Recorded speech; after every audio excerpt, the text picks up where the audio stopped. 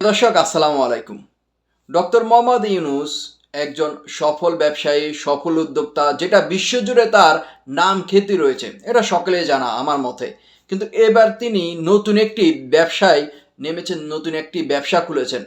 গ্রামীণ ব্যাংকের কলা না, এটাও না। গ্রামীণ ব্যাংকের আওতাধীন প্রজেক্ট খুলছেন, কলা প্রজেক্ট না, এটাও না। এটা হচ্ছে এমন এক কলা প্রজেক্ট যেটা অনেকে চোখ বন্ধ করে দেখতে পাচ্ছেন। সেটা হচ্ছে অদৃশ্য কলা, যে কলা সবাই দেখার সুযোগ নাই, খাওয়ার সুযোগ নাই, ছোঁয়ার সুযোগ নাই। সেটা অনেকে অনেকে এটা চোখ বন্ধ করে দেখছেন, অদৃশ্য কলা যেটা। এই অদৃশ্য গায়েবী কলাটা হচ্ছে সংস্কার কলা। আমাদের বিএনপি নেতাদের ধৈর্য লেভেল কতটা চ্যুতি করছে, যেটা আপনারা সামাজিক যোগাযোগ মাধ্যমে দেখতেই পাচ্ছেন, বা তাদের কথাবার্তাও দেখতে পাচ্ছেন। কেউ বলে প্রস্রাব করলে বঙ্গোপসাগরে ভাসতে ভাসতে চলে যাবে, আবার কেউ বলে ফু দিলে শেষ, ফু দিলে উড়ে যাবে। আবার এনসিপি নেতাদের কথা তো আর মাশাল্লাহ কি বলবো। তো বিএনপির নেতারা কি বলছেন এই কলা প্রজেক্টের ব্যাপারে, সেটাই আপনাদের সাথে তুলে ধরছি। সংস্কারের নামে কলা দেখাচ্ছেন সরকার, সালাউদ্দিন আহমেদ। অন্তর্বর্তী সরকার ডিসেম্বরের মধ্যে নির্বাচন আয়োজনের ক্ষেত্রে কোনো দৃশ্যমান পদক্ষেপ না নিয়ে সংস্কারের নামে কেবল কলা দেখাচ্ছেন বলে মন্তব্য করেছেন বিএনপি স্থায়ী কমিটির সদস্য সালাউদ্দিন আহমেদ। সালাউদ্দিন সাহেব আরও বলেন, সংস্কারে এই নাটক কতবার উদ্বোধন করবেন? প্রথম দফা উদ্বোধন, তারপর দ্বিতীয় দফা, আবার এখন তৃতীয় দফা আরেকটি উদ্বোধন। এটি আসলে সংস্কার নামে কলা দেখানো ছাড়া কিছুই নয়। এই কলা সাইজ কেমন, রং কেমন, বা কেমন কালার, খাওয়া যাবে কিনা, মানে শরীরের জন্য স্বাস্থ্য ঝুঁকি আছে কিনা, বা শরীরের জন্য ক্যালসিয়াম আছে কিনা এই কলার মধ্যে, ও না, এটা তো অদৃশ্য বা দৃশ্যমান নয় সে কলা। আচ্ছা যাই হোক, সাইজ টাইজ কিন্তু বলে নাই। তো তিনি আরও বলেন, প্রধান উপদেষ্টা 2 জুন আরেক দফা সংলাপের আহ্বান জানিয়েছেন। আমরা আগেই বলেছি, যা আলোচনা হয়েছে সব একত্র করে জাতির সামনে উপস্থাপন করেন।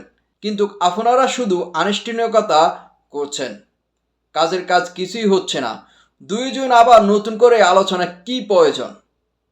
সংস্কারের চেয়ে বড় অগ্রাধিকার হওয়া উচিত মানবতা বিরোধী অপরাধের বিচার নিশ্চিত করা।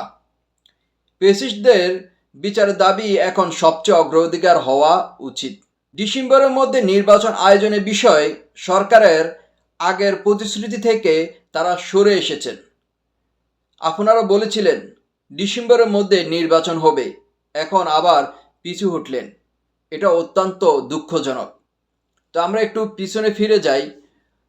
যখন 5ই আগস্টে শেখ হাসিনা দেশ ছেড়ে চলে যান, তখন সেনাবাহিনী একটু কথা বলেছেন, বক্তব্য দিয়েছেন যে 18 মাসের মধ্যে আমরা একটু সুষ্ঠু নির্বাচন দিব। নির্বাচন দিয়ে জাতীয় সরকারের কাছে, বা অর্থাৎ হচ্ছে যে নির্বাচিত সরকারের কাছে আমরা হস্তক্ষেপ করে আমরা সেনানিবেশে চলে যাব। তো এই ধরনের কথা বলছেন। তো এর মধ্যে কিন্তু ডক্টর ইউনূস বিশ্ব দরবারে এমন খোঁচা দিয়ে এসেছেন যে একটি দলে মাত্র নির্বাচন চাচ্ছে, আর কেউ চাচ্ছে না। তো এর প্রেক্ষিতে বর্তমানে বিএনপির নেতারা এমন ভদ্রভাবে সম্মানের সহিত খোঁচা মেরে কথা বলতেছেন ডক্টর ইউনূসকে, সেটা এখন কলা প্রজেক্টে রূপান্তরিত হয়েছে। আবার ডক্টর ইউনূসও বিএনপিকে নিয়ে হয়তো কিছুটা খেলা খেলছেন। এখন অনেকে বলবেন, ভাই এই কথা বলছেন কেন? যে দেখুন, বর্তমানে বিএনপি চাচ্ছে নির্বাচন, কারণ যতদিন যাচ্ছে বিএনপি নেতাকর্মীরা যে কার্যক্রমগুলো করতেছে, এতে তারা হেনস্থার শিকার হচ্ছে, তাদের জনপ্রিয়তাও হারাচ্ছে, আবার তারা মিডিয়া ট্রায়ালের মধ্যেও পড়ে যাচ্ছেন।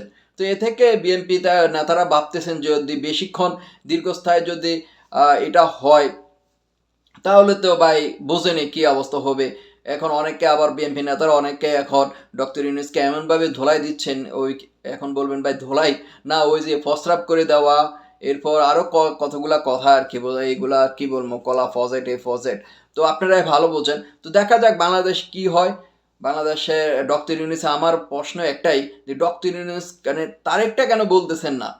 যে ডিসেম্বরে তিনি, বিএনপিরা চাচ্ছে ডিসেম্বরের মধ্যে নির্বাচন, তিনি কেন দিতে পারবেন না?